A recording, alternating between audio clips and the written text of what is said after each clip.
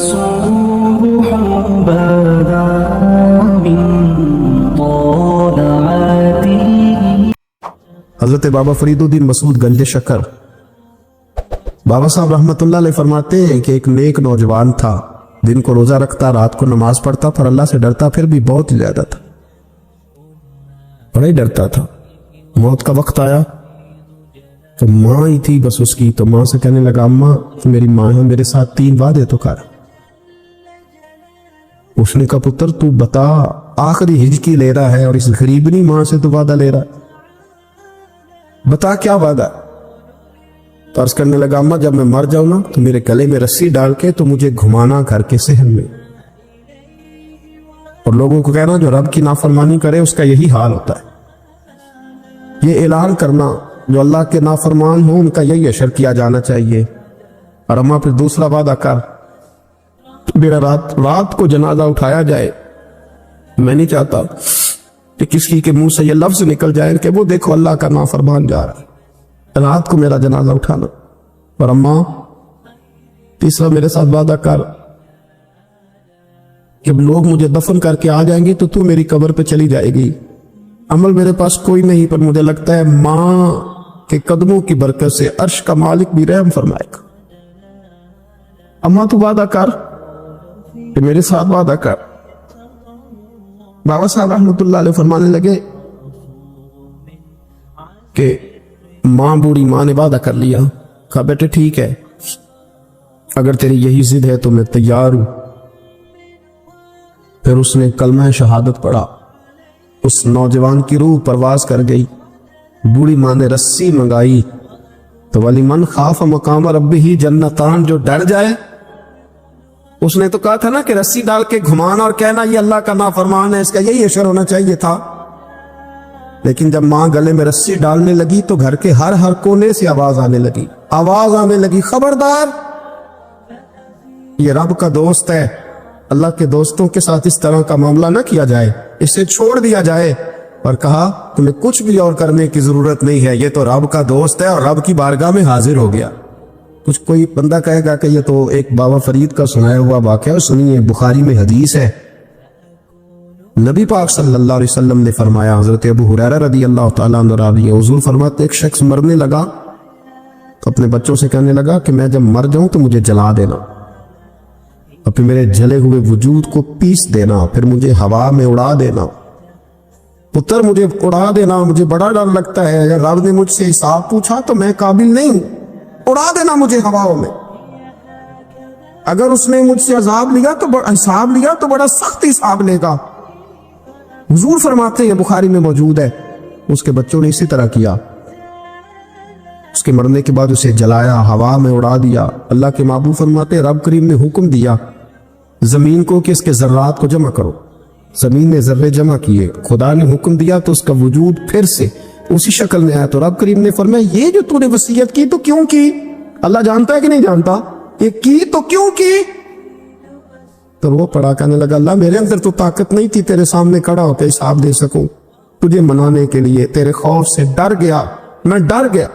اگرچہ ہمارے بزرگوں نے لکھا ہے کہ آج یہ وصیت کرنا، اس رنگ میں یہ طرز اختیار کرنا درست نہیں، لیکن آپ غور فرمائیے کہ نبی پاک علیہ السلام فرماتے ہیں جب اس نے کہا نا اللہ تجھ سے ڈر کے یہ کیا، تو رب کریم نے فرمایا جا پھر میں نے تیری مغفرت کر دی، کیونکہ اللہ کو پتا تھا یہ دل سے بات کر رہا ہے۔ ایک چوتھی بات میرے رسول پاک علیہ السلام نے فرمایا کہ جب رب نہ مانے تو پھر وہ کمزوروں کے صدقے مان جاتا ہے، پھر وہ ضعیفوں کے صدقے مان جاتا ہے۔ فرمایا اللہ تم سے بارشیں روکنا چاہتا ہے پر تمہارے ضعیفوں، کمزوروں، غریبوں کے صدقے، مجبوروں کے صدقے وہ تم پر بارشیں برساتا ہے۔ حضور فرماتے رب اشغل اکبر اللہ اقسم علی اللہ لا برا، کچھ ایسے لوگ ہوتے ہیں کہ ان کے بالوں میں خاک پڑی ہوتی ہے، چہروں پہ مٹی الجھے ہوئے ہوتے ہیں، لیکن اگر وہ اللہ پہ قسم کھا لیں تو اللہ ان کی قسم بھی پوری کر دیتا، قسم بھی۔ حضرت عبداللہ ابن مبارک فرماتے ہیں، ابن قدامہ نے لکھا ہے، فرماتے ہیں بارش نہیں ہوتی تھی مکے میں، قحط پڑ گیا تو سب لوگ مسجد الحرام سے باہر کھلی جگہ میں نکلے دعا کرنے کے لیے، سب اپنی اپنی دعائیں کر رہے تھے، تو میں تھوڑا باہر ہوا تو اچانک ایک غلام آیا، کالا سیاہ رنگ، 2 रखते नमाज पढ़ के तो हाथ फैलाए तो कहने लगा अल्लाह मुझे पता है ये जो कुछ भी हुआ है मेरी नाफरमानियों की वजह से हुआ है। तो नाराज हो गया ना, तूने बारिश रोक ली, तो नाराज हो गया ना, हमें सबक सिखाना चाहता है ना, ये किसी और की वजह से नहीं, ये सिर्फ मेरी नाफरमानियों की वजह से। अल्लाह रहम फरमा, तेरे बंदे थोड़ी सी भी सख्ती बर्दाश्त करने की ताकत नहीं रखते, कमजोर है, डर जाते, गुलाम है, दुआएं मांग रहा। हज़रत अब्दुल्लाह इब्न मुबारक फरमाते उसने चेहरे पे हाथ फेरे तो काली घटाएं छा गई, बारिश होने लगी। मैं उसके पीछे गया, उसका घर ढूंढ आया, ताकुब किया, पीछा किया, घर मैंने तलाश कर लिया। और घर को तलाश करके जब मैं वापस आया तो मैंने हज़रत फुज़ैल बिन अय्याज़ से जिक्र किया तो कहने लगे किसी तरीके से उसे हासिल करो। फरमाते मैं उसके घर गया, उसके मालिक ने मुझे देखा तो कहा अब्दुल्लाह इब्न मुबारक मेरे घर, इतने बड़े वली, इतने बड़े दरवेश, इतने बड़े मुहद्दिस। मैंने कहा तेरा गुलाम चाहिए। उसने कई गुलाम दिखाए, मैंने कहा नहीं ये नहीं। उसने कहा ये बड़े बड़े अच्छे हैं, कोई से भी आप ले ले, खरीद ले। मैंने कहा नहीं। फिर वो लागर साहब, वो कमजोर साहब, वो ज़ईफ सा निकल करके आया। मैंने कहा ये मुझे दे दो। तो कहने लगा ये तो बेचारा बेज़रर सा आदमी है, क्या लेके करेंगे। मैंने कहा नहीं मुझे यही चाहिए। मैं उसको साथ लेके चला तो रास्ते में पूछने लगा आका मेरे अंदर तो कोई ऐसी बात नहीं थी, मुझे क्यों खरीदा, आप मुझसे क्या खिदमत लेंगे। तो अब्दुल्लाह इब्न मुबारक फरमाने लगे मैंने कहा कोई खिदमत भी नहीं लूंगा, मैं तो खुद तेरी खिदमत करूंगा, मैं तेरा ब्याह कराऊंगा, तेरे लिए मकान बनाऊंगा, मैं तेरी खिदमत करूंगा। मैं तेरा और तेरे रब का रिश्ता देख चुका हूं, मैं तेरा अपने मालिक के साथ जो ताल्लुक है उसे देख चुका हूं। कहते मैंने ये लफ्ज कहे तो मुझे कहने लगा 2 रखते पढ़ लूं, अब मुझे ले जाना पर 2 रखते पढ़ लूं। कहते मैंने कहा पढ़ लो। तो 2 रखते पढ़ने के बाद मेरी तरफ देख के कहने लगा आका मुझे अपना हक माफ कर देना, मैं खिदमत नहीं कर सका। फिर कहने लगा अल्लाह राज तो खुल गया, ए अल्लाह राज तो खुल गया, अल्लाह तेरा मेरा मामला था, राज तो खुल गया, राज तो खुल गया, अल्लाह राज तो खुल गया। मैं सिरापा मखज़न राज था, मैं रहा था मुद्दत और राज में, ये तो तेरा शौक के दीद कशा कशा मुझे खींच लाया मजाज में, अल्लाह राज खुल गया। ये लफ्ज कहते कहते कहते कहते उस शख्स ने कलमा पढ़ा, उसकी रूह परवास कर गई, उसकी रूह ही परवास कर गई। तो कभी इन कमजोरों के जरिए भी अल्लाह को मनाया जा सकता है, तो रब को मनाने की कोशिश करें, उसके हुजूर इज्ज की कोशिश करें। हर आदमी अपने घर में बैठकर, अपने मुसल्ले पे बैठकर, तन्हाई में बैठकर उससे कहे, और याद रखना वो बड़ा करीम है और वो बड़ा कदीर है, बड़ा कादिर है। 1 मिनट लगाता है और हर चीज उसके करम में नहा जाया करती है, उसके फजल में हर चीज नहा जाती है। बूढ़े भी दुआएं करें, माएँ भी दुआएं करें और बच्चे भी दुआएं करें। आज दुआओं की रात है, खुल कर दुआ करें कि अल्लाह हमारे हाल पे रहम फरमाए, अल्लाह हमें समझने की भी तौफीक अता फरमाए। अल्लाहुम्मा सल्ली अला सय्यिदिना रब्बना ज़लमना अनफुसना व इल्लम तग़फिर लना व तरहमना लनकूनन्न मिनल खासिरीन। अल्लाहुम्मा अइन्नी अला ज़िक्रिका व शुक्रिका व हुस्न इबादतिक। रब्बना इग़फिर ली व लिवालिदैय व लिलमुमिनीन यौम यक़ूमुल हिसाब। अल्लाहुम्मा अइन्नी अला ज़िक्रिका व शुक्रिका व हुस्न इबादतिक।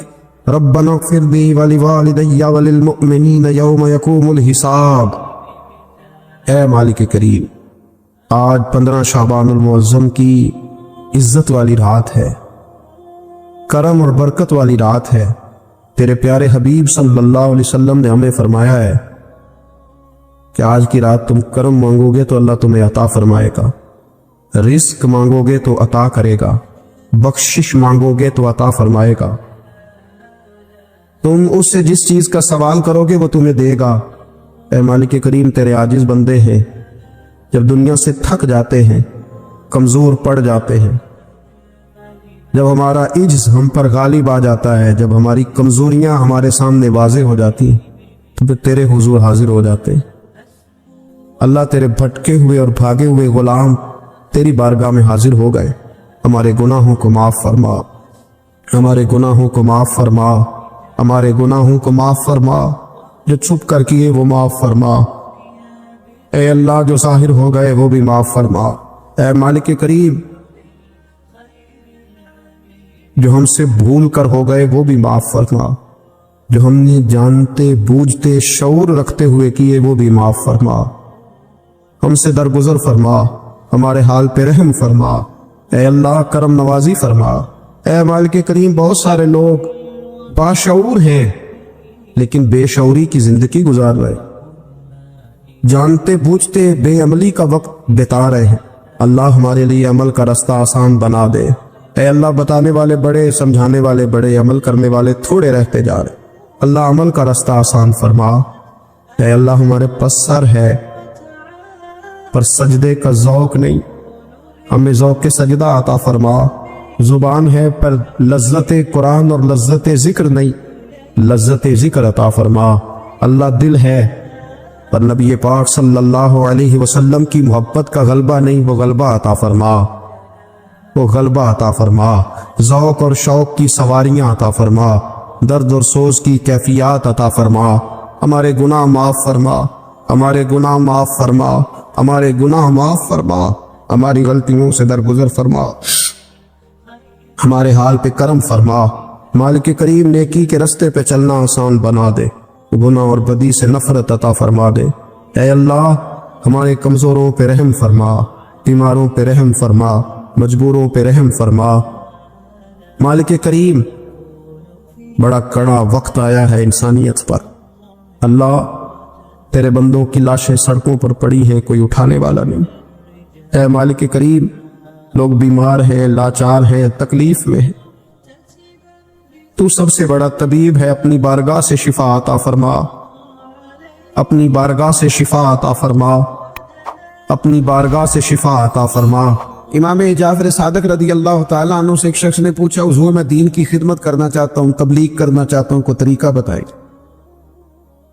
بہت سارے لوگ ہیں آج کل جو یہ چاہتے ہیں کہ جناب مجھے نہ کوئی آپ نسخہ بتائیں، کوئی سلیقہ بتائیں، میں دین کا کام کرنا چاہتا ہوں، دعوت خیر دینا چاہتا ہوں، کوئی طریقہ بتائیں۔ تو سیدنا امام جعفر صادق رضی اللہ تعالیٰ عنہ فرمانے لگے، آسان طریقہ ہے اور بغیر کسی فلسفے کے، بغیر کسی الجھی ہوئی گتھی کے، سلجھی ہوئی بات ہے، بالکل طے۔ تو دین کی تبلیغ کرنا چاہتا ہے؟ اس نے کہا ہاں۔ تو فرمانے لگے بڑا آسان نسخہ ہے، اگر تو دین پھیلانا چاہتا ہے، تبلیغ کرنا چاہتا ہے، تو دین پر عمل کرنا شروع کر دے۔ عمل کے بڑے اثرات ہوتے ہیں۔ عمل، وہ حضرت باجید بستامی فرمایا کرتے تھے، جس نے ہماری خاموشی سے کچھ نہیں سیکھا وہ ہماری تقریر سے کیا سیکھے گا۔ یہ جو عمل ہوتا ہے یہ اتنی بڑی خاموش تبلیغ ہے، اتنی بڑی۔ امام جعفر صادق فرمانے لگے تو عمل کر، وہ تیرا عمل کرنا۔ آپ پڑھیں گھر میں نماز، آپ کے بچوں کو شوق ہو جائے گا، آپ کھولیں گھر میں قرآن مجید، آپ کے بچوں کا دل لگ جائے گا۔ آپ بیٹھے تسبیح لے کے کہ آج میں نے آدھا گھنٹہ محبوب کی بارگاہ میں درود و سلام عرض کرنا ہے، بچوں کی طبیعت لگ جائے۔ عمل جو ہوتا ہے اس کا فیض بٹتا ہے، نیکی میں آگے بڑھنے کی جدوجہد، کوشش کرنا کہ میں ذرا خیر کے کام میں آگے نکلوں۔ کیا کہا حضرت عمر نے؟ کبھی ہم سنتے ہیں باتیں، کبھی اس کی گہرائی میں اترو نا۔ سیدنا فاروق اعظم فرماتے ہیں میری ساری عمر دوڑ لگی رہی کہ میں ابو بکر صدیق سے نیکیوں میں آگے نکل رہا، ساری زندگی میری دوڑ رہی، جد و جہد رہی کہ میں ابو بکر صدیق سے آگے۔ 2.5% زکوٰۃ ہے، عمر کہتے ہیں میں 50% لے کے آیا تھا، لیکن میں 50% پہ پہنچا تھا تو ابو بکر 100% پہ پہنچ گئے تھے، وہ سارا ہی لے آئے تھے۔ میری دوڑ رہی، جد یہاں بھی دوڑ ہے، میری عزت کرو، میرے آنے پہ کھڑے ہو جاؤ، معاذ اللہ میرا اکرام کرو، میں فلان صاحب ہوتا ہوں، قبیلے میں، برادری میں، سوسائٹی میں، سماج میں یہ نام رکھتا ہوں، میں فلاں سیاسی، سماجی، فلاحی، رفائی تعارف رکھتا ہوں، میرا فلاں معاملہ ہے۔ یہ اس مزاج میں دوڑ لگ گئی، اس طبیعت کی دوڑ لگ گئی، مجھے بھی مانا جائے، مجھے بھی گنا جائے، مجھے بھی شمار کیا جائے، میرا بھی نام ہو جائے، مجھے بھی عقلوں میں رکھا جائے، قرب والوں میں میرا بھی تذکرہ کیا جائے۔ جو دوڑ ہمیں بتائی اور سکھائی گئی تھی اس دوڑ میں ہم شریک کیوں نہیں ہوتے، اس میں آگے کیوں نہیں نکلتے؟ وہ جو ہمیں فرمایا گیا تھا کہ تمہیں پتہ چل جائے پہلی صف کا ثواب کتنا ہے تو تم قرآن اندازی کرو، تو یہ قرآن اندازی کس دن ہونی ہے؟ یہ والی قرآن اندازی کس دن ہونی؟ لیکن وہ قرآن اندازیاں تو ہو رہی ہیں عمرے کے ٹکٹ کی، اتنے عمرے کے ٹکٹ، اتنے عمرے کے، اچھی بات ہے، اس کی بھی کوئی مخالفت نہیں، لیکن جو کام جس میں آگے بڑھنا تھا، جس میں جد و جہد کرنی، اس میں دوڑنا تھا، اس میں کاوش کرنی تھی، اس میں تو ہم پیچھے ہیں۔ زندگی اتنی تیزی سے گزر رہی ہے، آپ یقین کریں پیچھے پلٹ کے دیکھتے ہیں تو پتہ ہی نہیں چلتا کتنے سال بیت گئے۔ بھی ایسے لگتا ہے کل ہی تو بھی داخل کرایا تھا گھر والوں نے اسکول میں، ابھی اگلے دن کی بات ہے دارالعلوم میں داخل ہوئے تھے اور اتنے سال بیت گئے، اتنا وقت گزر گیا۔ ہم عجیب مزاج کے لوگ ہیں، یہ چاہتے ہیں کہ ہمارے بچے بڑے ہو جائیں، یہ نہیں چاہتے کہ ہم بوڑھے ہو جائیں۔ دیکھیں اگر بچے بڑے ہوں گے تو لازمی نتیجہ ہے کہ ان کے بڑے، لیکن ہم دونوں باتوں میں اپنا مزاج رکھتے ہیں، بچے بھی بڑے چاہیے ہمیں اور ہم خود بھی اپنے آپ کو بوڑھا تسلیم کرنے کو تیار ہے۔ ماشاءاللہ جی میرا بیٹا جوان ہو گیا، تو جناب آپ کیا ہو گئے ہیں؟ آپ بھی تو بتائیں نا، آپ کہاں پہنچ گئے؟ وہ کیا دور تھا جب کہتے تھے میرے بیٹے کو میرا جوتا پورا آنے لگا ہے۔ جیسے جیسے بچے بڑے ہوتے تھے والدین کے لہجے میں ٹھہراؤ آتا تھا، ان کی 5 نمازوں کے ساتھ تہجد بھی شروع ہوتی تھی، اشراق اور چاشت بھی شروع ہوتی تھی۔ وہ چاہتے تھے کہ ہمارے بچے ہمیں زیادہ سے زیادہ خیر کرتا دیکھیں، وہ اپنے لفظوں پر، جملوں پر، زبانوں پر، انداز پر کنٹرول کرتے۔ میاں بیوی ایک دوسرے سے کہتے تھے اب لڑنا نہیں ہے، بچے اثر قبول کرتے ہیں، بڑے ہو گئے، اب ہمیں ماحول اور طرح کا بنانا ہے۔ کب آگے نکلیں گے نیکیوں میں؟ کب ہم جدوجہد کریں؟ کب ہم یہ والا کام کریں گے کہ نہیں اب مجھے سمجھ جانا چاہیے، نہیں اب میرے اندر مثبت تبدیلی آنی چاہیے، نہیں اب مزاج میں حلم، بردباری، وقار، وزاداری، یہ چیزیں مجھے پیدا کرنی چاہیے۔ کب بچپنا ختم ہوگا؟ وہ کسی درویش نے کہا تھا نا کہ میں نے 22 سال کے بوڑھے دیکھے اور میں نے 65 سال کے بچے دیکھے۔ کہا جناب کیا مانا؟ کہنے لگے مانا یہ ہے کہ بزرگی سمجھ کے ساتھ ہوتی ہے، عمر کے ساتھ تھوڑی ہوتی ہے۔ وہ تو سمجھ کے ساتھ ہے، جس دور میں سمجھ آ گئی، شعور آ گیا، سمجھ گئے بات کو۔ ورنہ بعض لوگ معذرت کے ساتھ بعض لوگ ساری زندگی سمجھدار ہونے کو تیار ہی نہیں ہیں۔ وہ کچھ ایسی باتیں کرتے ہیں جو ان کے منصب سے میچ ہی نہیں کرتی، ان کے سٹیٹس کے ساتھ وہ اٹیچ نہیں ہوتی۔ بھئی یہ بات آپ کو نہیں کرنی چاہیے تھی، آپ کا معیار یہ نہیں تھا، معیار بلند ہے آپ کا، آپ اپنے سٹیٹس کے حساب سے بات کریں گے۔ تو میرے عزیز آگے پڑھا جائے۔ اب تو کئی ہمارے کلاس فیلو چلے گئے، کئی ساتھ رہنے والے چلے گئے، کئیوں کو ہم دیکھتے ہیں وہ کہتے ہیں یار مہینوں ہو گئے چارپائی پہ پڑے، ملاقاتیں ادھوری رہ گئی ہیں، کئی باتیں ضروری رہ گئی ہیں، کئی لوگ رخصت ہو گئے، تو کیا ہم کب کس وقت ہم عبرت پکڑیں؟ بچوں کر کے جنازہ پڑھ کے آ گئے کہ صرف اسی کا ہونا تھا، قبر پہ فاتح پڑھ کے آ گئے کہ صرف اسی کو دفن ہونا تھا، کسی کی کل خانی میں چیلوں میں شرکت کر کے آ گئے، کسی کی ہونی تھی میری ہونی نہیں ہے۔ اپنے اعمال میں پختگی لائی جائے، آگے بڑھا جائے۔ حضرت جابر ابن عبداللہ رضی اللہ تعالیٰ عنہ فرماتے میں نے میدان احد میں ایک صحابی کو دیکھا کھجور کھا رہے تھے۔ کتنا ٹائم لگتا ہے کھجور کھانے میں؟ گوشت کی بھری ہوئی پلیٹ نہیں تھی ان کے سامنے کہ ساری خالی ہونے میں دیر لگے، کھجور کھا رہے تھے، بخاری شریف ہے۔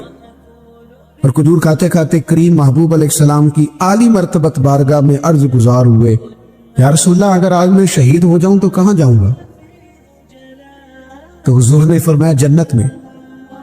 حضرت جابر ابن عبداللہ فرماتے وہ بات انہوں نے سنی تو وہ جو کھجور کھا رہے تھے وہ باقی کی منہ سے نکال دی۔ کیا مانا؟ کہیں کھجور کھاتے کھاتے دیر نہ ہو جائے، کہیں دیر نہ ہو جائے۔ وہ کھجور نکال دی اور میدان میں اترے اور وہ لڑے اور انہوں نے جدوجہد کی اور وہ اسلام کا نام لے کر ڈٹ گئے، رسول اللہ صلی اللہ تعالی علیہ وسلم کے پیغام پر کھڑے ہو گئے، اللہ نے انہیں شہادت عطا کر دی۔ انہوں نے کھجور کھانے کا وقت بھی انتظار نہیں کیا کہ کہیں لیٹ نہ ہو جائے۔ کیا مانا ہے؟ کھجور کھانے سے پہلے پہلے اللہ نے انہیں جنت عطا فرما دی۔ ہمارا تو جناب وہ میرا پروگرام بن گیا، بس میں حج کر رہا ہوں، پھر اس کے بعد میں نے ولی اللہ ہو جانا۔ بھائی یہ بچوں کی شادی ہو جائے، تھوڑے سے کام ہے، میں پھر مسجد نہیں ہوں۔ بھائی دلی تو بڑی دور ہے، دلی دور ہے۔ یہ آپ جو باتیں سنا رہے ہیں یہ تو لمبی ساری بات ہے، یہ تو کام شروع کر دینا چاہیے تھا، اس پر تو عمل شروع کر دینا، روکا کس نے؟ آپ بچوں کے بیاہ بھی کرے لیکن ساتھ حضور کی بارگاہ میں درود و سلام بھی پیش کریں، آپ ڈیوٹی پہ بھی جائیں، رزق حلال بھی کمائیں، پر اگر رب توفیق دینا تو سویرے اٹھ کے ایک سپارہ قرآن مجید کا تلاوت بھی فرمائیں، اپنے آپ کو آراستہ پیراستہ کریں نیکیوں کے ساتھ۔ जद्दोजहद करें। अगर अल्लाह तबारक व तआला ने रिस्क हलाल दिया है, अल्लाह की राह में खैर के साथ बांटना है, तो फिर उसमें जल्दी करें, फिर देर ना करें। जवानों, इस तरह सैर करने का उम्र जवानी है ना, खाने पीने का उम्र जवानी है, और कहीं आने जाने का टाइम जवानी है। मैं सच बताता हूं, इबादत करने का टाइम भी जवानी है, दीन की नौकरी करने का वक्त भी जवानी है, जिक्र करने का टाइम भी जवानी का है, दुरूद सलाम अर्ज करने का टाइम भी, काबातुल्लाह के फेरे का मजा भी जवानी में, और हुजूर की मोहब्बत में रोने का मजा भी जवानी में, उनका नाम ले ले के जीने का मजा भी जवानी में, उनके तज़किरों का मजा भी जवानी में। इश्क लगा सी खेड़ा खेड़ दीनों, ते मैनू खेड़ा भुल गईयां, मैं कज्जल पाया सी यार दे वेखणे नू, फिर ओदी याद च रोंदे आई डुल गईयां।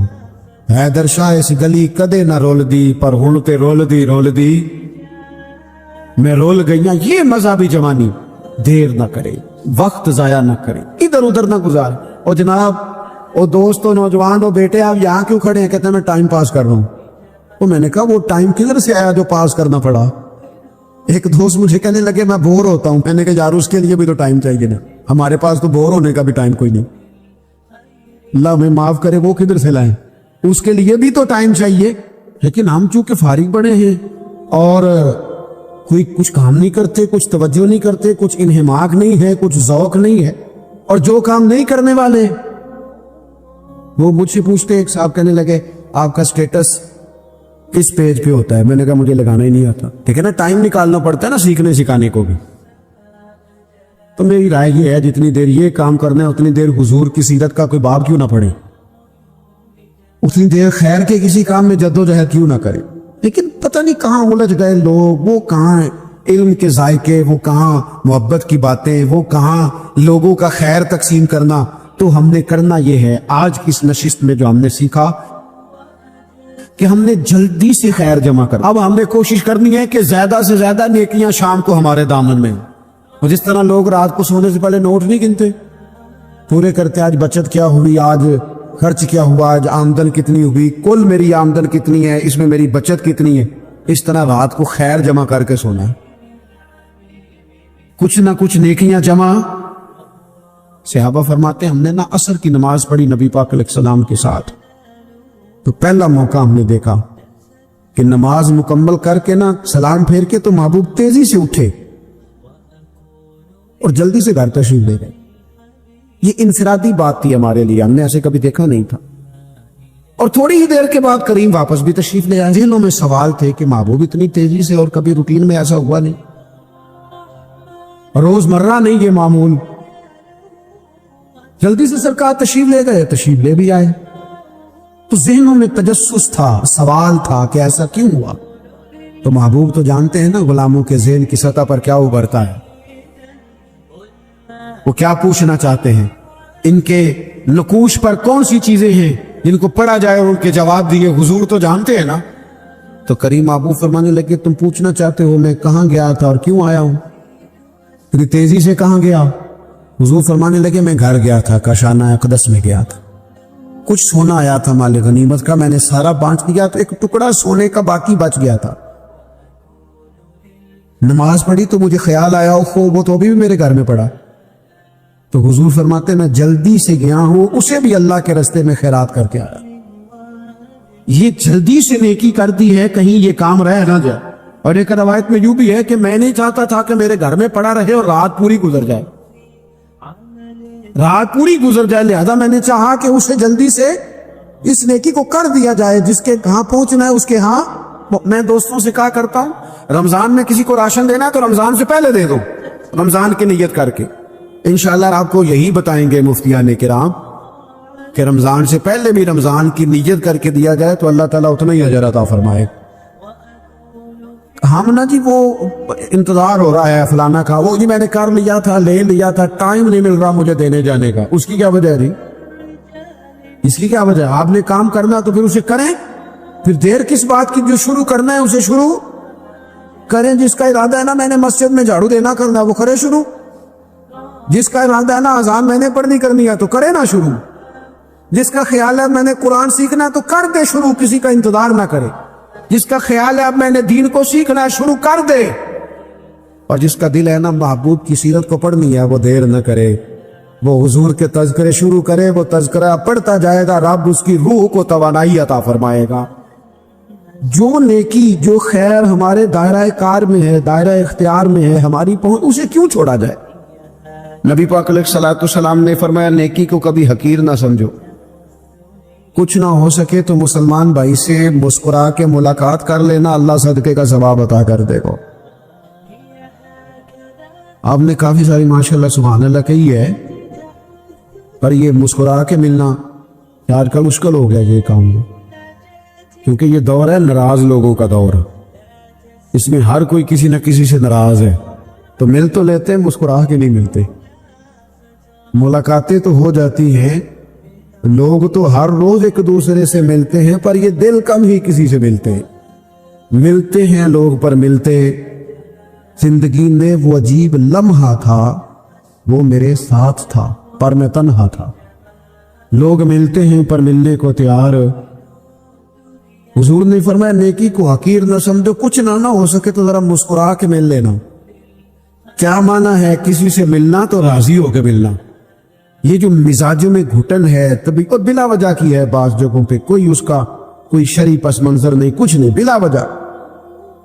نیکیوں میں ذرا جدوجہد کی جائے، کوشش کی جائے، حصول حسنات میں کوشش کی جائے. ہم نہ بڑے سست ہیں، دنیا کے معاملے میں چست ہیں اور خیر کٹھی کرنے میں سست ہیں.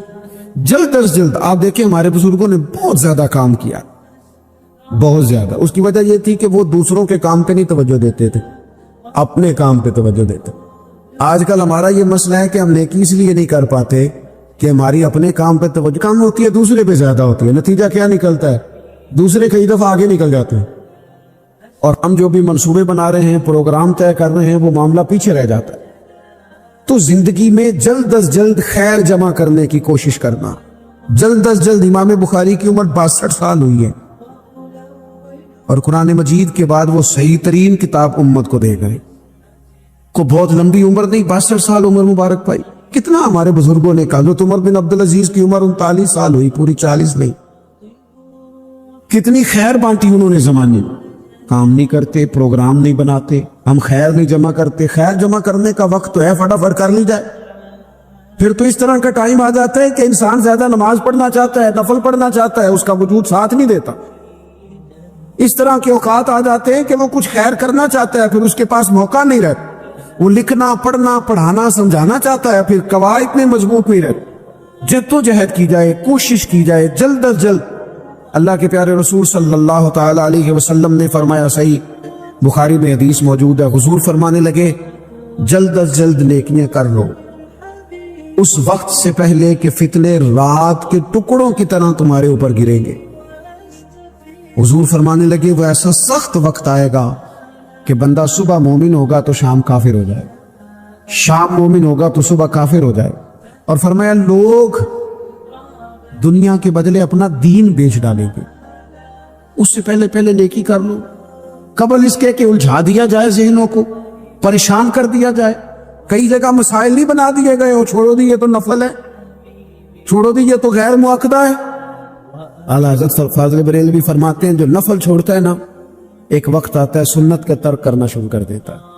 اور تارک سنت ایک وقت آتا ہے کہ واجبات کو چھوڑتا ہے. چونکہ وہ سیلاب اچانک نہیں آیا کرتے، پہلے چھوٹا سا سوراخ ہوتا ہے، دریا کے کنارے چھوٹا سوراخ ہوتا ہے، بند نہ کیا جائے تو بڑا ہو جاتا ہے، پھر اور بڑا ہو جاتا ہے، پھر وہ سیلاب بن جاتا ہے.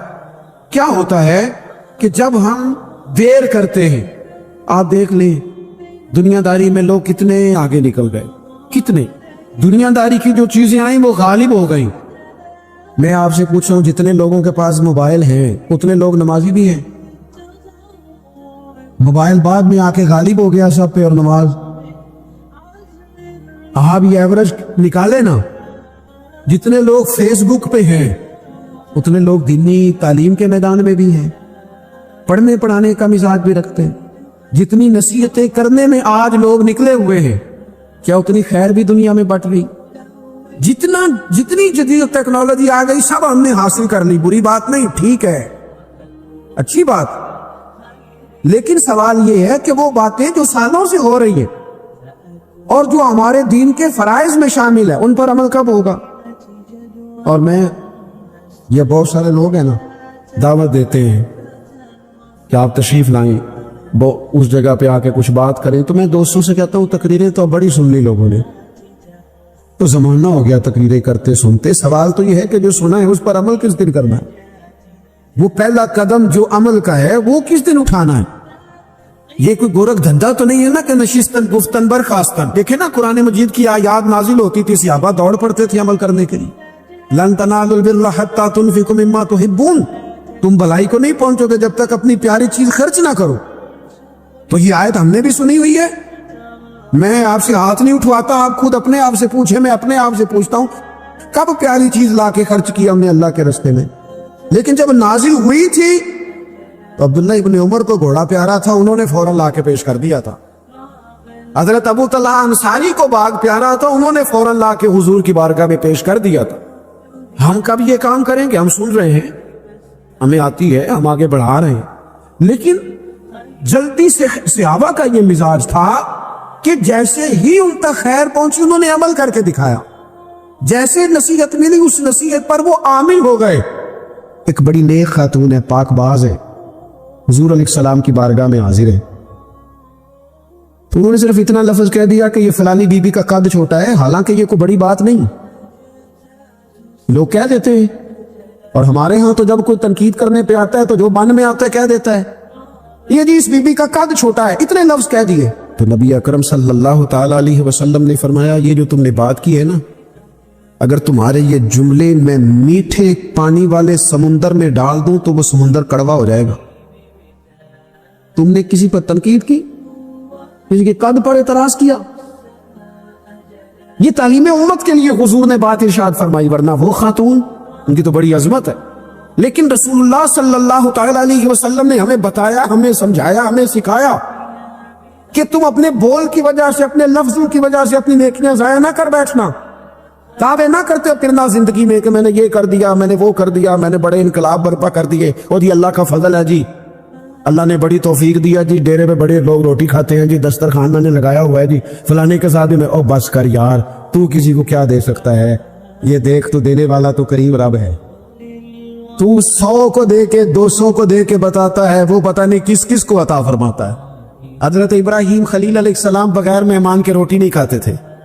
एक दिन मेहमान आया, ये नबियों की शान है, पैगंबरों की शान है। एक दिन मेहमान आया तो फरमाने लगे बिस्मिल्लाह पढ़, वो किसी और नजरिए का था, ना पढ़ सका, फरमाने लगे जा कहीं और रोटी खा ले, अगर नहीं पढ़ता तो उठ के चला गया। तो रब करीम ने फरमाया, खलील कितनी उम्र हो गई इस बंदे की? तो मालिक बूढ़ा हो गया है। फरमाया, इसने कभी मेरा नाम नहीं लिया, मैंने तो टुक्कर कभी बंद नहीं किया, मैंने कभी बंद किया, मैं तो देता हूं, अता करता हूं। यहां लोग कहते हैं जा तेरी तनख्वाह काटी गई, यहां लोग कहते हैं जा तेरे इतने दिन के फलां मामला खत्म हो गए, जा निकल इधर से, मैं देखता हूं कौन तुझे रोटी पे रखता हो, बस कर।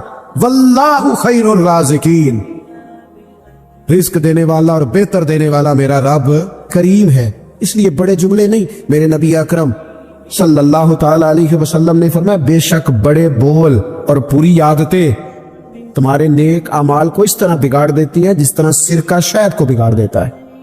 लिहाजा मेरे दोस्तों, अमल करना है फिर उसे छुपाना है, क्योंकि जिस चीज को बंदा छुपाता है ना उसे कीमती समझता है। मेरा दिल करता है ना ये बात रोज करूं, मुझे प्यारी बड़ी लगती है, रोज करूं ये बात। पाक रसूल की पाक औलाद, इज्जत वाले नबी का इज्जत वाला घराना, इमाम ज़ैनुल आबिदीन, इतने इतने मोटे मोटे पुष्ट पर निशान थे, मोटे मोटे। गुस्ल दिया जा रहा था तो सारी कमर मोटे मोटे दाग। आजकल पीर का चेहरा भी नूरानी होना बड़ा जरूरी है ना, नूरानी होना। और हजरत बिलाल भी बड़े पीर हैं, अगर ते हबशी नस्ल हैं पर बड़े पीर हैं। लिहाजा ये कुछ चीजें ऐसी हैं जो लोगों ने अपनी मर्जी से तय कर ली हैं। इसमें शक नहीं कि हुजूर ने फरमाया है कि जिसे देख के रब याद आए वो अल्लाह का वली है। लेकिन सिर्फ गोरे रंग देख के रब याद नहीं आता, रंग सांवला भी हो पर रब के अनवार बरस रहे हो तो रब याद आ ही जाता है। اور میرے دوست یہ ذرا بات کو سمجھنا اور اسے یاد رکھنا، اتنے اتنے موٹے پشت پر نشان غسل دیا جا رہا ہے۔ لوگوں نے بیٹے سے پوچھا یہ حضرت صاحب کو کیا ہے؟ تو والد وہاں آرام فرمائے جہاں غسل دیا جا رہا ہے۔ تو امام باقر رو پڑے، کہنے لگے میرے ابا جی نا اپنی پشت پر تھیلے رکھ کے نا اناج کے، کس کی بات کر رہا ہوں؟ حسین ابن علی کے بیٹے، کربلا میں بچنے والے میرے امام کے ایک صاحبزادے پشت پر بوریاں رکھ کے غریبوں کے گھروں میں پہنچا کے آتے۔ وہ صاحبزادہ صاحب آپ کہاں ہوتے تھے؟ فرماتے میں کہتا تھا میں نہ دے ہوں۔ فرماتے تھے نہیں، اگر تو دے چاہے گا اس غریب کا مجھے نام بھی بتانا پڑے گا جس کو میں لنگر دیتا ہوں۔ یہ میرا اور میرے رب کا راز ہے، میں اس ماڑے بندے کو رسوا کر دوں جس کی صرف بیٹی گئے اسے رسوا کر دوں جو بیچارہ سمے وہ مجھے بتاتے نہیں تھے۔ بڑھاپے تک پشت پر بوجھ رکھ کے انہوں نے نبی پاک کی امت کے گھروں تک پہنچایا ہے۔ میرے اسا فرمایا کرتے تھے کسی کی بیٹی کی شادی کرانی ہے پھر خود نہیں شادی پہ جانا۔ حضور کیوں فرمانے لگے بچی کا باپ تو موسم کے پیچھے بھاگتا رہے گا، خود نہ جانا، بس ٹھیک ہے پیچھے پیچھے رہنا، سامنے نہ آنا، پیچھے۔ میرے دوست کبھی بھی کوئی بڑا بول نہیں، اس سے نیکیاں۔ اور پھر ایک اور بات، دل اگر صاف نہ ہو تو بھی مالک نیکیاں قبول نہیں کرتا۔ پاک ہوئے تے پاک ہی ملدا ہی تے بنا پاکوں پاک نہیں ملدا۔ اے سارے وجود دے توڑ دے نالوں ایک کو تولا ہے ٹکڑا دل دا۔ یہ جو پاکیزگی ہے نا دل کی، یہ نہ ہو تب بھی نیک اعمال اس کی بارگاہ میں قبول نہیں ہوتے۔ نیک اعمال کی قبولیت کے لیے دل کا صاف ہونا، کشادہ ہونا، کھلا ہونا یہ بھی ضروری ہے۔ دل میں بوجھ ہو، عداوت ہو، حسد ہو، لوگوں کے لیے کینہ بھرا ہوا ہو اور اعمال قبول ہو جائیں نہ۔ اس کریم کے کچھ فیصلے ہیں، وہ اعمال کی قبولیت کے آداب بتاتا ہے۔ وہ کہتے ہیں میری مرضی سے کرو گے تو میں قبول کروں گا۔ حدیث پاک آپ کو صحیح مسلم میں ملے گی۔ نبی پاک صلی اللہ تعالی علیہ وسلم فرماتے سوموار اور جمعرات والے دن لوگوں کے اعمال اللہ کی بارگاہ میں پیش کیے جاتے ہیں۔ دو مسلمانوں کے دو بھائیوں کے اعمال رب کی بارگاہ میں پیش کیے جاتے ہیں۔ اعمال ہیں، نیک اعمال ہے، نیکی ہے، نماز ہے، روزہ ہے، حج ہے، زکوٰۃ ہے، صدقات ہے۔ وہ نیک اعمال اللہ کی بارگاہ میں جمعرات اور پیر کو پیش کیے جاتے ہیں۔ رب کریم فرماتے ٹھہر دو ذرا، ان کے اعمال کو روک دو۔ یا اللہ کیوں؟ فرمائے اس لیے کہ ان کے آپس میں نا دلوں میں نفرت ہے، گھٹن ہے، عداوت ہے۔ ان کو ذرا مہلت دو، یہ پہلے صلح کر لیں پھر ان کے اعمال بھی قبول کر لیں گے۔ کہ نہ عداوتیں پالی ہوئی ہیں، اپنے دلوں کے اندر گھٹن پیدا کی ہوئی، اختلاف کہاں نہیں ہوتا لیکن نفرتیں پیدا کر لینا۔ کیا جرم کیا ہے بھائی نے؟ کون سا کفر کر بیٹھے ہیں رشتہ دار؟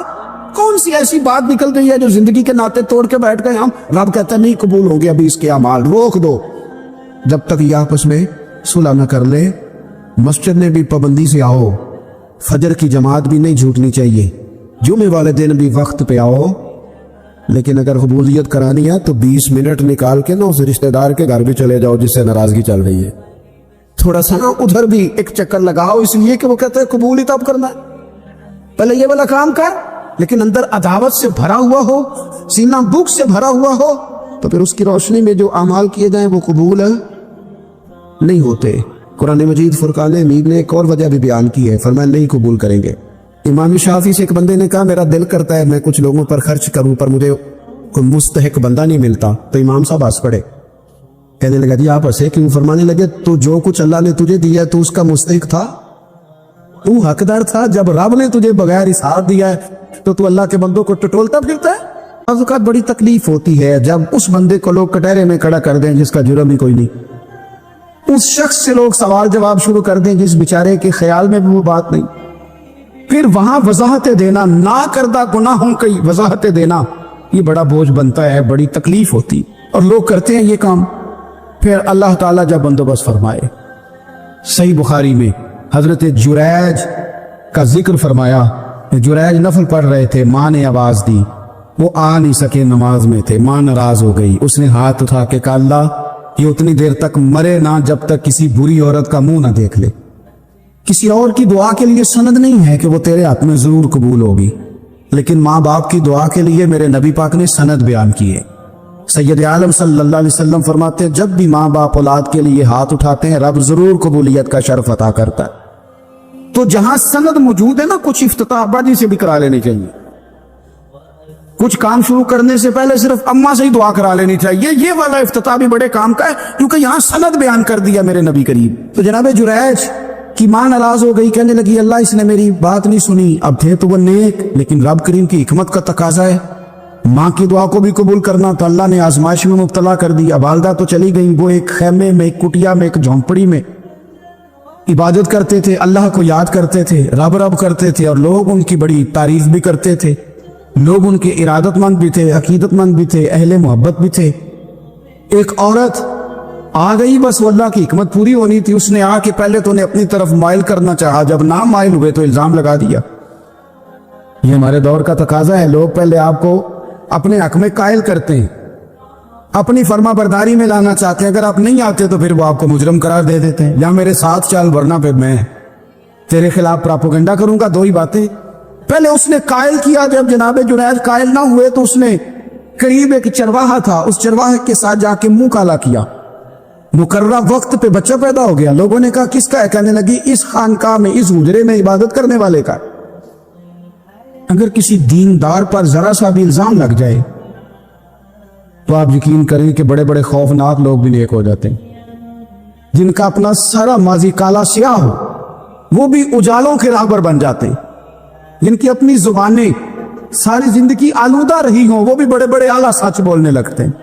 اعلیٰ کچے میرے مکان کی دیوار کیا گری، لوگوں نے تو میرے صحن میں رستے ہی بنا لیے۔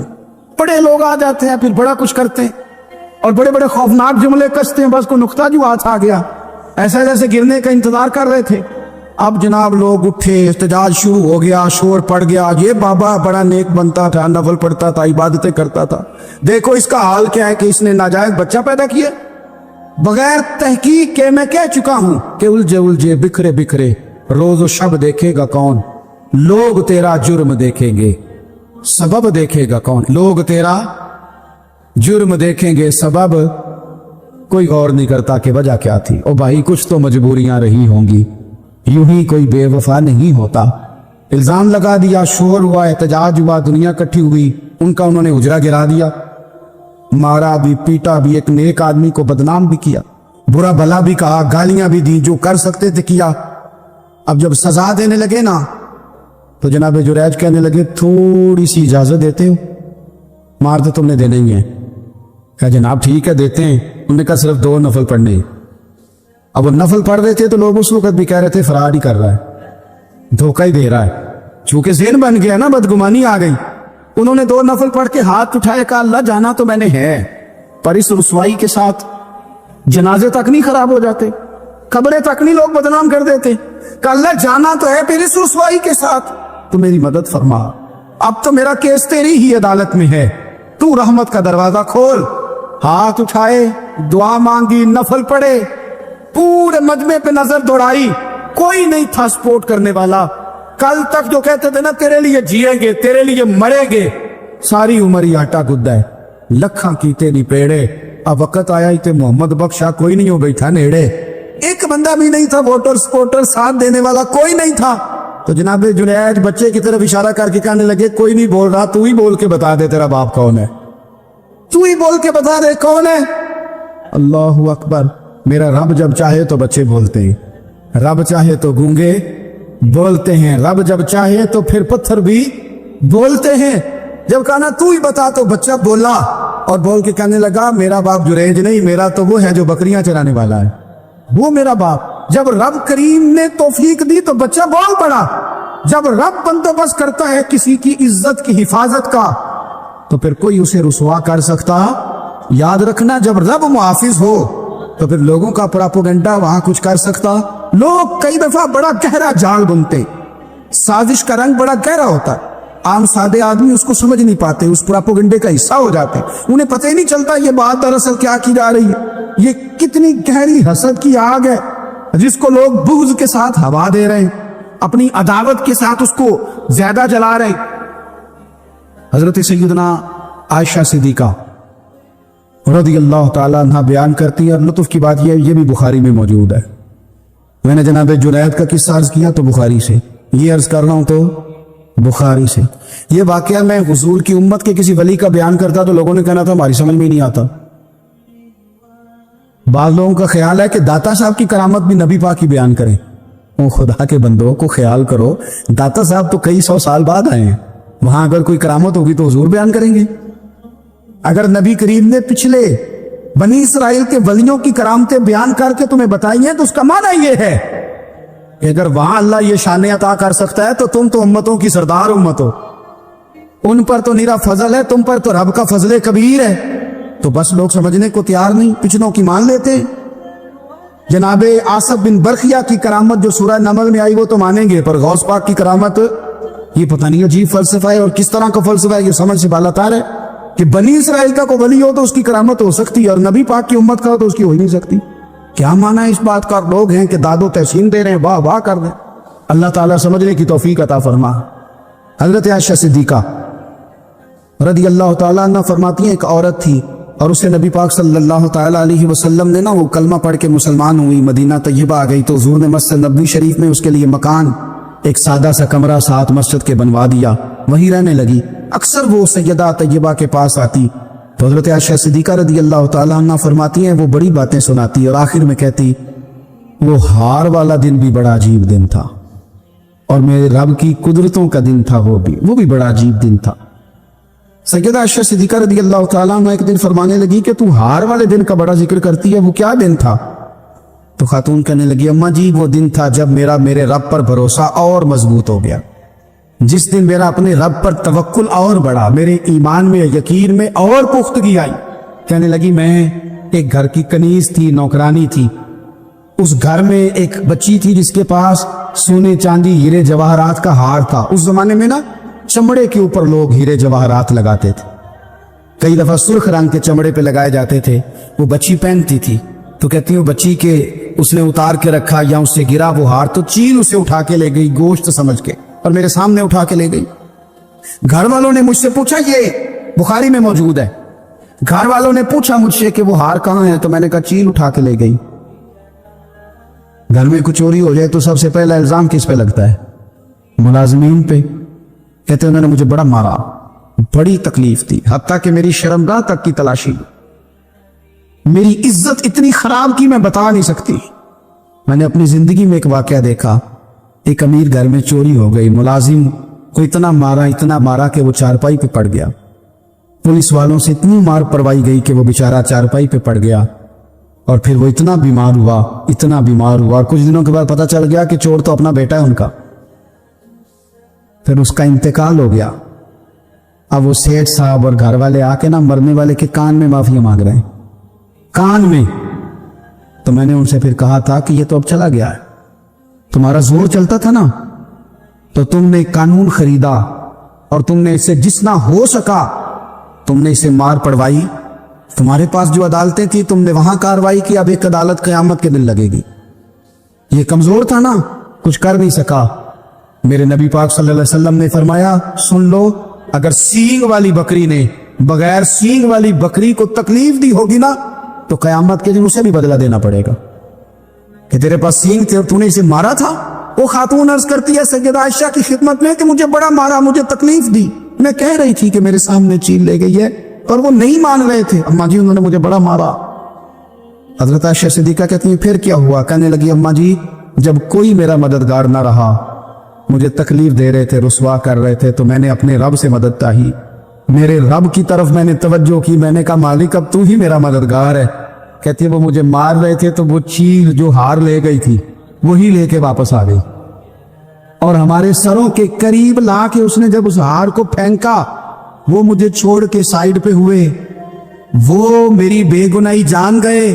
لیکن آپ کو بتاؤں اس دن سے میرا اپنے رب پر یقین اور بڑھ گیا، مجھے سمجھ آ گئی کہ جب انسان پورا ٹوٹ جاتا ہے اور جب کوئی چاروں جانب اس کا مددگار نہیں ہوتا تو رب تو ہوتا ہے نا، اللہ تو اس کا مددگار ہوتا ہے نا، وہ تو پھر اپنے اس بندے کی مدد کرتا ہے نا، پھر وہ تو توانائی دیتا ہے نا، وہ تنہا نہیں چھوڑتا، وہ تو آنسوؤں والوں کے آنسوؤں پہ بڑا کرم فرماتا ہے، وہ تو قسم پرسی میں آ جاتا ہے، اس کی رحمت بڑھ کے استقبال کر لیتی۔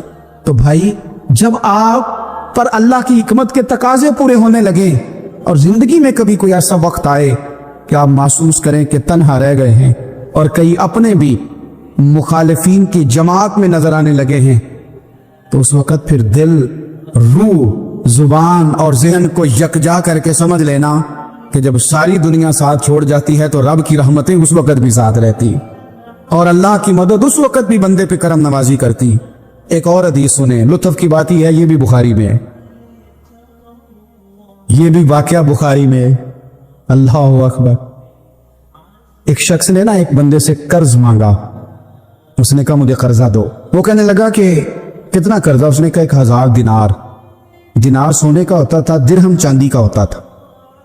1000 دینار چاہیے۔ اس نے کہا کوئی گواہ ہے تیرے پاس؟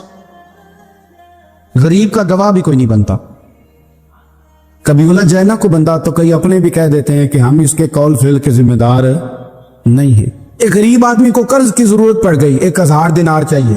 میں کہہ چکا ہوں کہ درہم چاندی کا ہوتا تھا، دینار سونے کا، اب 1000 دینار لینا ہے۔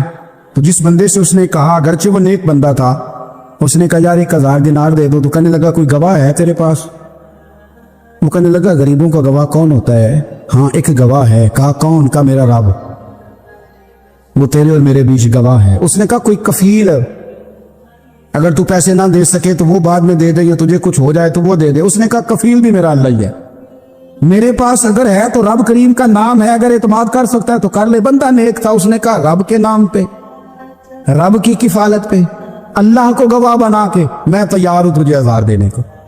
اس نے 1000 دینار دے دیا، وقت واپسی کا طے ہو گیا، وہ چلا گیا پیسے لے کے۔ اس نے پوری محنت کی کہ میں نے وقت پہ پیسے لوٹانے، پوری محنت بھی کر لی، اللہ نے مدد بھی کر دی، پیسے بھی اس تاریخ کو اسے مل گئے۔ بعض لوگوں کا تو لوٹانے کا دل ہی نہ ہوتا۔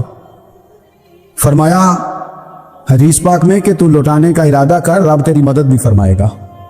لیکن یہاں بہت سارے لوگ کہتے ہیں خیر ہے، ارادہ ہی نہیں، تو پھر جس طرح کا بندے کا گمان ہو رب بھی اسی طرح کا معاملہ فرماتا ہے۔ اس نے پیسے جمع بھی کر لیے اور واپس دینے کو تیار بھی ہو گیا، لیکن رستہ بحری جہاز کا تھا، کشتی کا تھا، دریا کے رستے واپس آنا تھا۔ اب وہ جب آ گیا دریا کے کنارے تو بڑی کوشش کی، پر وہاں اسے کوئی کشتی نہیں ملی۔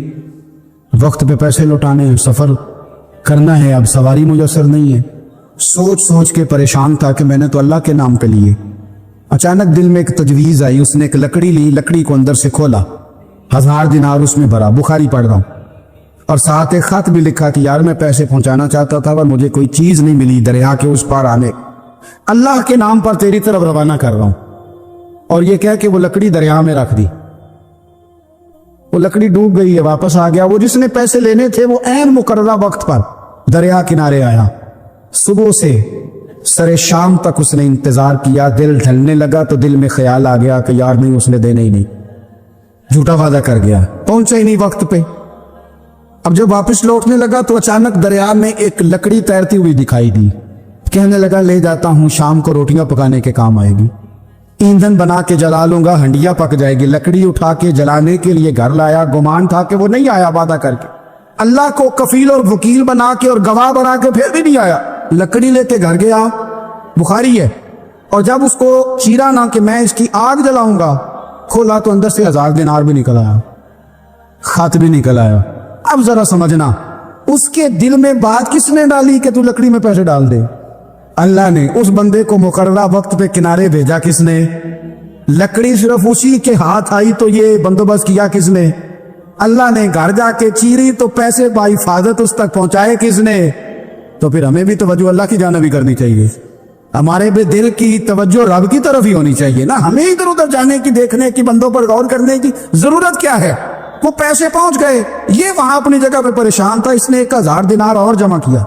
پھر دوبارہ ایک دن دریا کنارے آیا، کشتی مل گئی، بیٹھ کے اپنے اس بھائی کے پاس آیا، کہنے لگا دیکھنا مجھ پر بدگمان نہ ہونا، پیسے اس تاریخ کو بھی جمع کر لیے تھے، دریا پہ آیا تھا پر کشتی نہیں ملی تھی، پھر میں نے نا لکڑی میں ڈال کے خط ڈال کے تیری طرف بھیج بھی دیے تھے، لیکن آج میں پھر لے کے آ گیا ہوں۔ وہ کہنے لگا خوش ہو جا، جس رب کو تو نے میرا اور اپنا گواہ بنایا تھا اس رب نے میرے تک پہنچا بھی دیے ہیں۔ جب لوگ اللہ کو گواہ بناتے ہیں، رب کی جانب اپنی توجہ کرتے ہیں، اپنی چاہتوں، خواہشات اور اپنی ساری چٹھیاں اپنے رب کریم کی رحمت کی طرف روانہ کرتے ہیں، پھر اللہ اپنے بندوں کو مایوس نہیں کرتا، اللہ اپنے بندوں کو نواز دیتا ہے۔ اللہ تبارک و تعالیٰ اپنے بندوں پہ کرم نوازی کرتا ہے۔ او سنگیو، ساری امیدیں سیٹھوں، نوابوں، دنیا داروں سے کیوں وابستہ کرتے ہو؟ ساری توجہات کا مرکز کیوں ان لوگوں کو بناتے ہو جو تمہیں دنیا میں مضبوط نظر آتے ہیں؟ اپنی توجہات کا مرکز اپنی خدا کو بنائیے، اپنے مالک کی جانب اپنی ساری خواہشات کا رخ پھیر دیجیے، اپنی توجہات اپنے رب کی جانب کر لیجیے، وہ اپنے بندوں پہ بڑی کرم نوازی فرماتا ہے۔ حضرت سعد بن ابی وقاص رضی اللہ تعالیٰ آپ فرماتے ہیں جب میں قادسیہ کی جنگ لڑ رہا تھا تو ایک ریاست ایسی بھی آئی جس کے بادشاہ کا تاج بڑا مشہور تھا کہ بڑے قیمتی ہیرے ہیں اس کے تاج، معروف تھی وہ بات۔ تو میں نے مسلمان فوجیوں کو نصیحت کی کہ جب لڑائی کرو نا تو بادشاہ کا تاج جب ملے تو قبضے میں لے لینا، مال غنیمت میں شامل ہو جائے گا تو مسلمانوں کو فائدہ ہوگا، غریبوں کی مدد ہوگی، اسلامی فلاحی ریاست کے اندر بڑا فائدہ دے گا۔ فرماتے ہیں جہاد ہو رہا تھا تو علاقہ ریتلا تھا، غبار زیادہ تھی، ریت زیادہ تھی۔ اب فرماتے لڑتے لڑتے شام ہو گئی، شام کے وقت بادشاہ قتل ہوا، بادشاہ کا سر تو ملا پر اس کا تاج کوئی نہ ملا۔ اب صحابہ ڈھونڈنے لگے، ریت ٹٹولنے لگے، تھوڑی سی جدوجہد کی تو حضرت سعد بن ابی وقاص کہنے لگے یار رات ہو گئی ہے، چھوڑو نہیں ملتا تو رہنے دو، سو جاؤ اپنے اپنے خیموں میں جا کے، اللہ نے فتح دے دیا، یہی ہمارے لیے بہت کافی ہے، چھوڑو، شہادت ہے مطلوب مقصود مومن، نہ مال غنیمت نہ کشور کشائی۔ وہ تو کہا تھا چلو مل جائے تو ٹھیک ہے، نہیں ملتا تو رہنے دو، چھوڑ دیا۔ کہتے سب لوگ اپنے اپنے خیموں میں چلے گئے، سپہ سالار سعد بن ابی وقاص رضی اللہ عنہ فرماتے میں بھی اپنے خیمے میں، ابھی میں بیٹھا تھا، کمر جو تھی وہ میں نے لگائی تھی، زمین کے ساتھ لیٹا ہی تھا کہ میرے خیمے کے باہر کسی مجاہد نے آ کے صدا دی حضور اجازت ہو تو اندر آ جاؤں؟ میں نے کہا آ جاؤ۔ تو کہتے ایک شخص آیا، اس نے چادر کے اندر اپنا چہرہ چھپایا ہوا ہے، پھٹے پرانے پوسیدہ سے کپڑے، ٹوٹے ہوئے جوتے، رسیوں سے باندھے ہوئے، آ کے کھڑا ہوا اور چادر کے نیچے سے اس نے وہ تاج نکالا، اس کی چمک دمک ہیروں کی اتنی زیادہ کہ پورے خیمے میں روشنی پھیل گئی، اور میرے پاس تاج لا کے کہنے لگا حضور میں گزر رہا تھا تو میرے گھوڑے کے پیر سے کوئی چیز ٹکرائی ہے، میں نے کھودی ہے تو تاج نکل آیا ہے، رکھ لیں۔ اور فرماتے رات کے اندھیرے میں اکیلے اسے ملا، دیکھنے والا بھی کوئی نہیں تھا، اور بندے کی حیثیت بتاتی ہے کہ غریب ہے۔ پھر بھی میں نے پوچھا، میں نے کہا تم تو مجھے بڑے غریب آدمی لگتے ہو، تمہیں تو بڑی ضرورت تھی، کیا امیر ہو؟ کیا تمہارے حالات کس طرح کے؟ تو کہتے مجھے کہنے لگا حضور 12 بچوں کا باپ ہو، اور جب جہاد کے لیے آیا تھا تو گھر میں صبح کا کھانا تھا، دوپہر کا کوئی نہیں تھا، حکم ہوا جہاد کی فرض ہونے کا تو نکل آیا ہوں، کچھ سرکہ کچھ تھوڑا سا سامان ان کے لیے چھوڑ کے آیا ہوں، اللہ کریم ان کی مدد کرے گا۔ تو فرماتے میں رشک آیا، اسے رشک، تو میں نے کہا جناب یہ تم نے رکھا کیوں نہیں؟ کہنے لگے وہ میری طرف دیکھ کے کہنے لگے حضور کیوں رکھوں، مجھے اس کی کیا ضرورت ہے، مجھے میرا رب کھلانے والا ہے، میرا رب دینے والا ہے، مجھے ضرورت ہی نہیں، میں کیوں رکھوں؟ دامان توکل کی یہ خوبی ہے کہ اس پر پیبند لگے ہوتے ہیں، دھبے نہیں ہوتے۔ فرماتے ہیں وہ دیکھ کے پلٹ گئے، ابھی وہ خیمے سے نکلنے لگے تھے، میں نے پیچھے سے آواز دی، میں نے کہا یار اپنا نام تو بتا، اپنا قبیلہ تو بتا، اپنے والد کا نام تو بتا، تو اتنا بڑا شخص ہے بتا تو صحیح۔ تو فرماتے انہوں نے رخ نہیں پھیرا، پلٹ کے میری طرف نہیں دیکھا، چہرہ باہر کی جانب، اور کھڑے کھڑے کہنے لگے حضرت سعد بن ابی وقاص سے حضور میں نے یہ کام آپ کے لیے نہیں کیا، یہ کام میں نے لوگوں کو اپنے باپ کا اور قبیلے کا نام معروف کرانے کے لیے نہیں کیا، میں نے یہ کام رب اور اس کے رسول کے لیے کیا ہے، اور جس رب رسول کے لیے کیا ہے وہ میرا نام بھی جانتے ہیں، میرے باپ کا نام بھی جانتے ہیں، میرا قبیلہ بھی جانتے ہیں۔ 24 لاکھ مربع میل کا حکمران، اور شاہ روم کو خط لکھ کے کہتا ہے میں منت نہیں کرتا، میں حکم دیتا ہوں۔ اتنا تگڑا بندہ جنگ قادسیہ کے لیے حضرت سعد بن ابی وقاص کو بھیجا، فتوح الشام پڑھ کے دیکھیں۔ حضرت عمر بڑے پریشان ہیں، اتنے دن ہو گئے کوئی رپورٹ ہی نہیں ہے، جب تو موبائل ہے نا، ایک منٹ کی رپورٹ لیں آپ، بلکہ آپ ایک منٹ کی فوٹو لیں، آپ رپورٹ تو دور رہ گئے۔ حضرت عمر فاروق رضی اللہ تعالیٰ عنہ بڑے پریشان ہیں کہ قادسیہ میں حضرت سعد بن ابی وقاص کے ساتھ لوگ جہاد کرنے گئے، رپورٹ کوئی نہیں آ رہی، اتنے پریشان تھے کہ باہر نکل کے نا اس رستے پہ بیٹھ جاتے جو رستہ قادسیہ کی طرف سے آتا تھا، جو بھی آتا جاتا پوچھتے جنگ کے کیا حالات ہیں۔ ادھر جب اللہ نے فتح دے دی نا تو حضرت سعد بن ابی وقاص رضی اللہ تعالیٰ عنہ نے نا ایک قاصد کو خط دے کے بھیجا، کہنے لگے عمر کے پاس جاؤ، انہیں اطلاع دو کہ الحمدللہ اللہ نے اسلام کو فتح عطا کر دی۔ یہ حضرت عمر کو جا کے دینا، وہ بڑے پریشان ہوں گے۔ وہ جو اس زمانے میں اس طرح ہوتا تھا کہ کئی دور دور سے صحابہ جو دوسرے شہروں کے ملکوں کے رہنے والے ہوتے تھے وہ بھی آ کے شامل ہو جاتے تھے جہاد میں۔ کوئی ایک دفعہ مدینے آیا، کوئی 2 دفعہ آیا، پھر اپنے اپنے علاقوں میں بہت سارے لوگوں نے زیادہ دفعہ حضرت عمر کو دیکھا بھی نہیں تھا۔ وہ جو قاصد خط لے کے آیا تھا نا، اس نے 1 دفعہ دیکھا تھا، حضرت عمر بوڑھے ہو گئے، وہ پہچانتا نہیں تھا۔ ادھر سے وہ خط لے کے آ گیا، حضرت عمر مدینے سے باہر نکل کے اس روڈ پہ بیٹھے تھے جو قادسیہ سے آتا تھا۔ جب وہ اس آدمی کو آتے دیکھا تو حضرت عمر اٹھ کے کھڑے ہو گئے، فرمانے لگے قادسیہ سے آ رہے ہو؟ وہ کیا کہتا ہے؟ پھٹے پرانے کپڑے، ٹوٹے ہوئے جوتے، سر پہ پرانی پگڑی۔ کہنے لگے غلام مدینے کے رہنے والے ہو؟ حضرت عمر کہنے لگے ہاں مدینے کا ہوں۔ کہا میں قادسیہ سے آیا ہوں، الحمدللہ اللہ نے اسلام کو فتح دے دی ہے، الحمدللہ کفر کی کمر ٹوٹ گئی ہے۔ اس نے یہ بات کر کے تو گھوڑے کو ایڑی لگائی، گھوڑا دوڑنے لگا مدینے کے، حضرت عمر بھی ساتھ ساتھ دوڑ رہے۔ فرمانے لگے اچھا بتاؤ خالد بن ولید کا کیا حال ہے؟ تھوڑا آگے جا کے فرمانے لگے اسامہ بن زید کیسے؟ وہ کہتا ہے ٹھیک ہے۔ پھر اس نے اور گھوڑا، عمر ساتھ ساتھ دوڑ رہے ہیں، ساتھ ساتھ 24 لاکھ مربع میل کا حکمران، ایک جوتا پیر سے نکل گیا، عمر دوڑ رہے ہیں۔ آگے جا کے پوچھتے ہیں سعد بن ابی وقاص کا کیا حال ہے؟ کہ حضور وہ بھی ٹھیک ہے۔ کتنے لوگ میرے شہید ہو گئے مسلمانوں میں سے؟ کہنے لگا صحیح گنتی کا نہیں پتا، یہ لفظ ادا ہوتے ہوتے مدینے کی سرحد آ گئی۔ لوگوں نے عمر کو گھوڑے کے ساتھ دوڑتے دیکھا تو کہا امیر المومنین کیوں دوڑ رہے ہیں؟ وہ غلام چھلانگ لگا کے نیچے آیا، قدموں میں بیٹھ گیا، کہنے لگا حضور آپ نے بتایا ہی نہیں آپ امیر المومنین ہیں۔ آپ فرمانے لگے کیا بتاتا؟ میں تو اونٹ چلانے والے کا پتر ہوں، کیا بتاتا؟ وہ عمر ہوں جس نے اپنے گناہوں کا حساب دینا ہے، کیا بتاتا؟ جو سعد بن ابی وقاص کو جہاد پہ بھیج کے خود بزدلوں کی طرح گھر میں بیٹھا ہے، کیا بتاتا؟ کوئی حیثیت نہیں، کوئی تعارف۔ تو نے اچھا کیا، تو مجاہد تھا، مجھے ساتھ ساتھ دوڑایا، تو نے اچھا کیا۔ جتنے لوگ تھے چیخے مار کے رونے لگے۔ حضرت فاروق اعظم سے کہنے لگے عمر جب تک تیرے جلوے رہیں گے اللہ کامیابیاں ہی عطا فرمائے گا، جب تک تیرا رنگ رہے گا اللہ تعالیٰ نوازتا ہی رہے گا۔ کچھ نہیں کبھی اپنا آپ ظاہر ہی نہیں کیا۔ بہت بڑے تھے، بہت بڑے تھے حضرت عمر، بڑے تھے۔ حضرت عمر فاروق رضی اللہ تعالیٰ عنہ بدر کے میدان میں جب نکلے نا، بدر میں، تو حضرت عمر سے حضور نے تجویز مانگی، فرمایا صف بندی کیسے کرے، کس طرح لڑنا ہے؟ جناب عمر فاروق رضی اللہ تعالیٰ عنہ کہنے لگے حضور یہ جتنے آئے ہیں نا کافر لڑنے، یہ کسی کا کچھ چاچا لگتا ہے، کسی کا کوئی ماموں لگتا ہے، کسی کا بھائی ہے، کسی کا بیٹا ہے، تو محبوبہ صف بندی کی کیا ضرورت ہے؟ جو میرے رشتہ دار ہیں میرے حوالے کرے، میں گردنیں کاٹ کے آپ کو دیتا ہوں۔ جو ابو بکر کے رشتہ دار ہیں وہ ابو بکر کے حوالے کرے، وہ گردن کاٹ کے دے۔ جو علی کا کچھ لگتا ہے وہ علی کے حوالے کرے۔ ہم دنیا کو بتائیں گے کہ اشداء علی الکفار، اشداء علی، اس کے لیے ہمارے پاس سختی ہے، کوئی نرمی، وہ ہمارا سگا بھی ہو تو اس کے حق میں کوئی نرمی۔